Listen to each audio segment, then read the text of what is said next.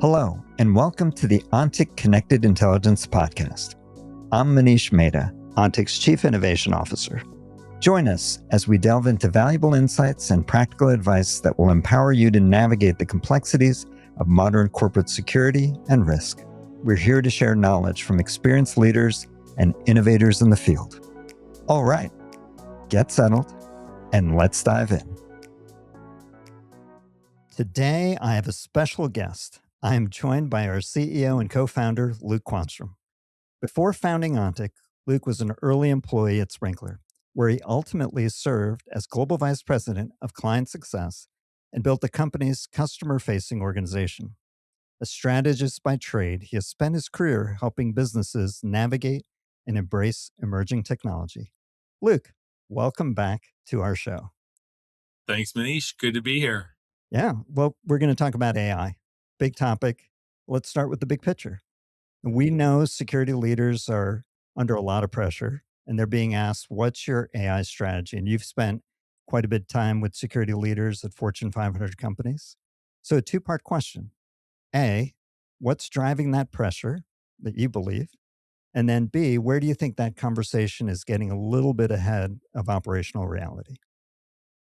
Well, but we're talking about AI. I never talk about AI internally at all. So what a topic. But look, Manish, what I'm hearing is, the pressure is actually coming from two directions. It's coming top down, right? CSOs are getting the same question that everybody's getting asked these days, from the board, the CEO, the CFO.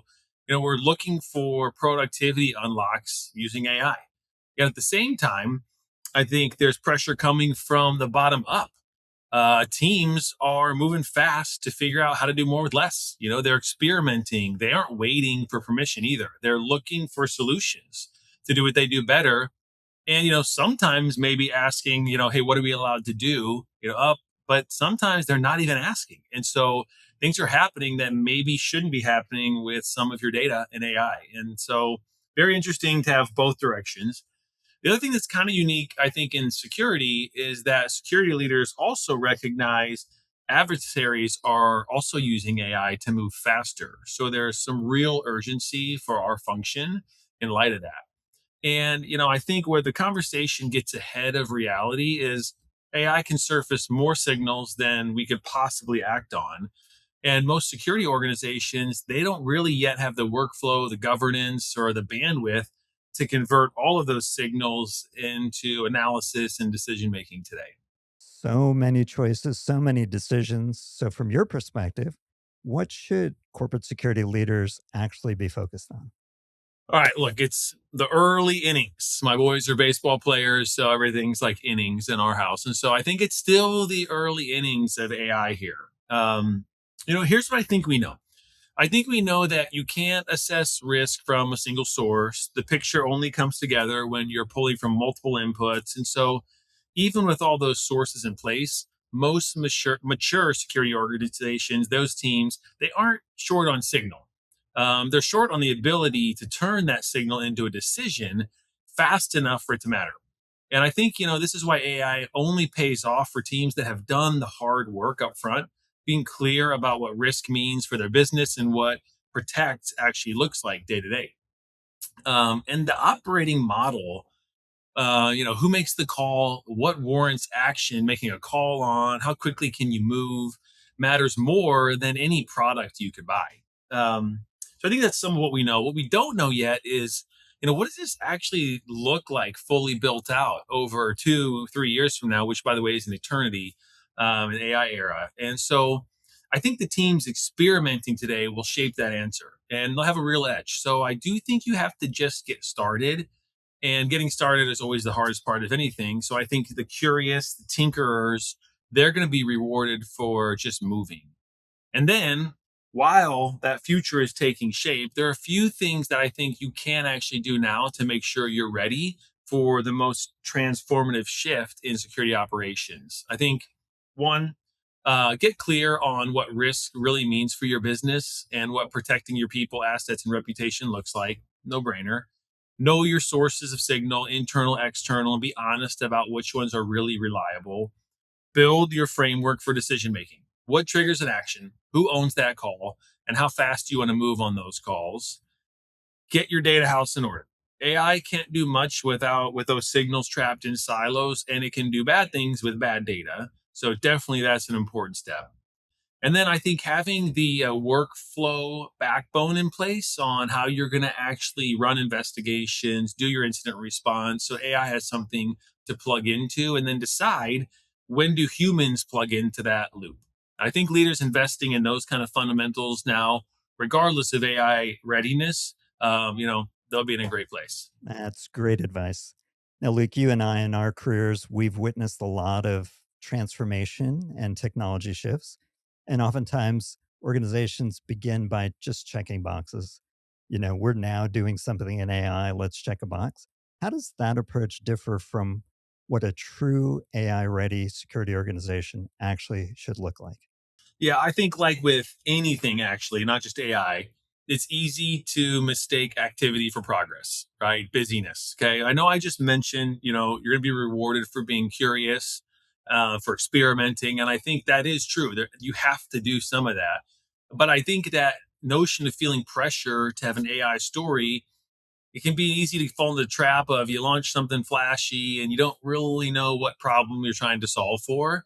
And you just did a lot of stuff. But so what? What are the actual decisions you want to improve?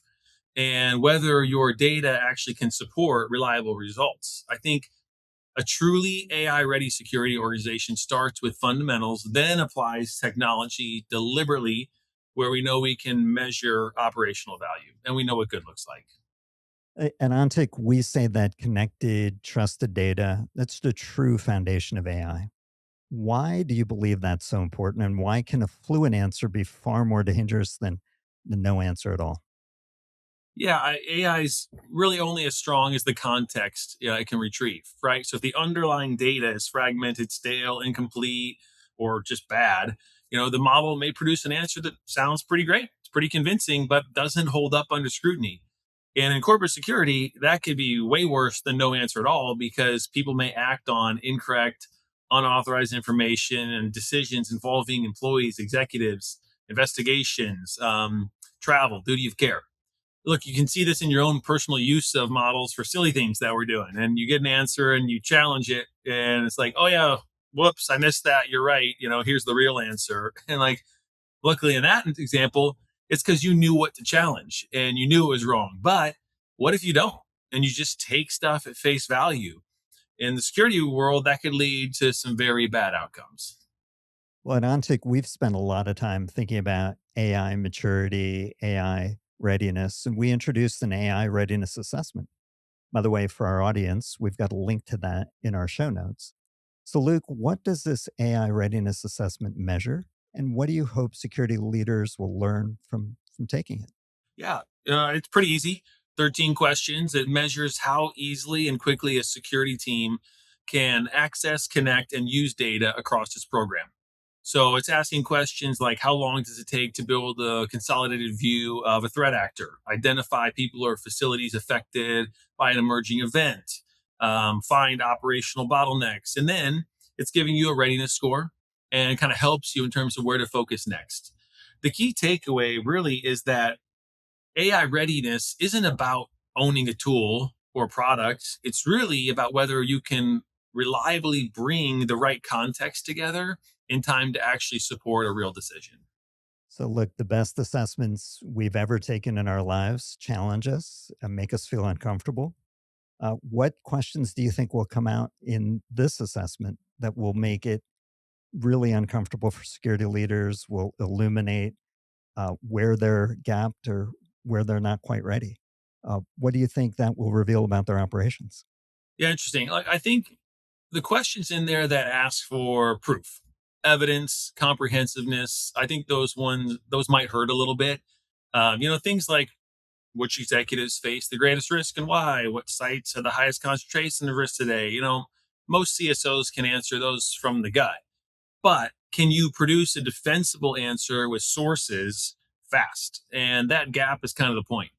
And I think what this reveals is that corporate security has been optimized for outcomes, which is great, but not really operations all the time. Teams have delivered through instinct, heroic, guts, tribal knowledge. And, that model works until you try to systemically introduce AI into the picture because AI needs operation to be legible to it. It can't do much with the context that lives in everyone's head and the tribal knowledge. And so I think the discomfort in that assessment really isn't about AI, actually. It's an honest look at how much of the program depends on people knowing things that a system, no system actually can produce on demand. Before we continue, I want to share a practical resource from Ontic for security leaders exploring AI, the AI Readiness Assessment. It's a quick 13-minute assessment designed to help you understand how easily your team can assess, connect, and use data across your security program. It looks at 4 critical areas: people, places, events, and program performance. In just a few minutes, you'll evaluate how long it takes your team to answer important operational questions today. At the end, you'll receive an AI readiness score and a clearer sense of where to focus next. Visit the link in the show notes to take the assessment. Now, back to the conversation. All right, so let's talk about AI and the promise of AI. It's to make people faster, drive efficiencies. But we also know there's been this term that's been out there for a long, long time called foresight. Foresight, especially when turbocharged with AI, we believe can be a game changer. We're going to talk a lot about foresight in the future. But what's the difference in your mind between efficiency and foresight? I think we've been pursuing foresight for decades, right? Moving from reactive to proactive, catching risks early enough to actually do something about them. I think the reason it stayed out of reach isn't a lack of expertise, right? It's that no human team has ever had the hours to read everything you could read, connect everything there is to connect, assess everything there is to assess before it mattered. And I do think this is where AI really changes the equation because the efficiency gains from AI are real from AI. You can do this. You can summarize intel fast. You can read everything. You can draft faster. You can pull together an assessment faster. And, in that world, the analyst, though, is probably still the trigger, still deciding what's worth reading, what's worth opening, what's worth running. Efficiency compresses the work you already do. That's great. But foresight changes what work gets done in the very first place. So instead of waiting on an analyst to ask a question, the system watches for the conditions that matter to your organization and to you, and then surfaces the answer before you even think to ask it, right? The executive heading into a city where the risk picture has just shifted, the facility affected by an event on the other side of the world, the pattern across a handful of incidents that no single analyst would have put together. The question already arrived answered and with evidence attached. And so that practical shift is where I think judgment sits. Efficiency means people do the same work with less friction. Awesome. Foresight means people spend their judgment on the decisions that actually matter because the system has already done the noticing, the connecting, and the framing. So, Luke, let's think about our audience listening to this podcast. They're running large security organizations. If they're going to move to foresight, they're going to need foresight at scale. What does foresight at scale look like inside of these large organizations? I think foresight at scale means the questions security teams used to spend hours assembling are already answered by the time you even think to ask them. Think about a silly example, but a security guard who sits at the same post every day. Over time, they build up an institutional memory. They know which vehicles show up daily, which don't show up daily. They can tell at a glance when stuff looks off. Same with an Intel analyst who reads OSINT feeds every morning. After enough reps, you start to know the difference between a credible threat and noise. And when you do something consistently, you just get better at pattern recognition and better at judgment calls. And AI is really good at pattern recognition. So, and at a volume that none of us could ever match. And so at scale, this actually stops being episodic. It's the operating rhythm. Every person, place, event, the program cares about is being analyzed continuously, all historic, by the way, too. And so when something changes in the present, the right team gets the right context in time to act. And so I don't think the goal is to predict perfectly the future. It's to give security teams earlier visibility, clearer priorities, more likely outcomes, and time to act on those likely outcomes because of what AI knows now, with people still responsible today for what the system surfaces and what to do about it. And I think, that's a great destination. At Ontic, it's one of the things we're building towards. And it's the work we've been doing, since before AI made it even more urgent. Our connected intelligence platform brings people, places, events, and program data into one operating picture. And foresight is kind of the downstream of that foundation. You can't get there without it. And that's where we're headed. All right. So, Luke, think about the best security leaders who are preparing for their AI readiness. They're going to be honest and they're going to look inside and they're going to look at their data and they're going to see it fragmented. They're going to look at their workflows and see more fragmentation. So, what's the first productive step these leaders can take towards AI readiness? And then, how should they measure their progress along the way? Yeah, I think, one of the most productive steps would be just, pick one area that matters to the business and get the connected context right for that area first. Executive protection is a common one. Um, Very specific investigations could be another. Something where the pain is real, where stakeholders are visible, success is very measurable. That part's key. Then connect the sources that workflow depends on, governed and permissioned. So progress, I think, should be measured by whether the team can reach a trusted, evidence-backed answer faster and with less human effort. And so, like anything, it's kind of just start small, and make sure you have a really good definition of what good looks like at the end. Going back to foresight, I loved how you framed foresight at scale, especially as a direction of where the industry is heading. How would you describe Ontic's vision for AI within that framework? Our mission has always been to create intelligent connections between people and the critical data they depend on, turning scattered signals into a picture clear enough to do something about it. And that foundation is what security teams have used for years to improve their operations and see risk in the right context. And the AI era, I think, raises the bar on what's possible. We're going through one of the biggest shifts ever, and certainly the biggest one since Ontic was founded. And so today, we're focused on building generative AI throughout the platform. Our clients have spent years building institutional knowledge inside Ontic, their investigations, their assessments, incidents, all that intelligence. And generative AI lets them ask Ontic direct questions on that historic data and get direct answers back. AI generated summaries are live now. A co-pilot experience is coming that also lets clients ask direct questions of their data and their workflows and Ontic data and get direct answers back. And the outcome for our clients here really is fewer steps, less manual work, a smaller gap between the question and the answer. And this is still kind of the efficiency layer. And that's a real layup for AI's value today, of course. Next, though, comes the agentic AI. And this is when the system takes on defined tasks all on its own, working continuously against the conditions that matter to you and bringing forward what deserves attention. This is where foresight starts to really become operational. And this is what I'm most excited about personally, because the destination is a security program where AI is woven into the work itself. The noticing, the connecting, the framing happen in the background, and the team gets to spend their attention on what actually requires judgment until actually they've trained all that judgment in, and that can start happening agentically too.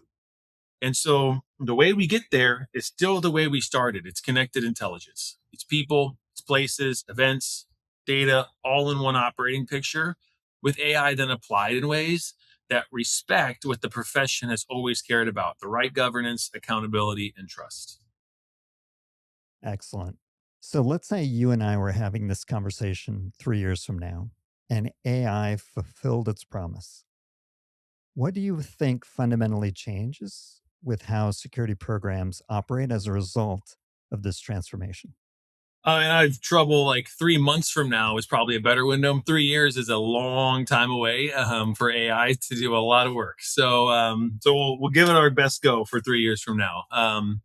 I certainly think that in 3 years from now, security teams as they exist today will be obsolete if they haven't moved from reacting to incidents to consistently recognizing risk way earlier and acting before it becomes a disruption. AI will certainly be embedded in the work itself, doing most, if not all, of the work that we do today. Continuously connecting signals, surfacing the things that matter, people, assets affected, preparing for next steps, and maybe there's human review, but in 3 years, I think there's a lot of that job that is just happening autonomously and agentically. And analysts will certainly spend less or no time gathering any information, more time making decisions, probably more time updating which decisions need to be made now without a human in the loop at all.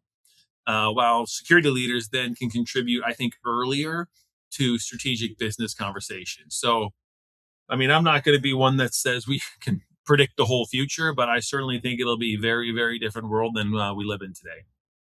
Oh, I'm excited for it.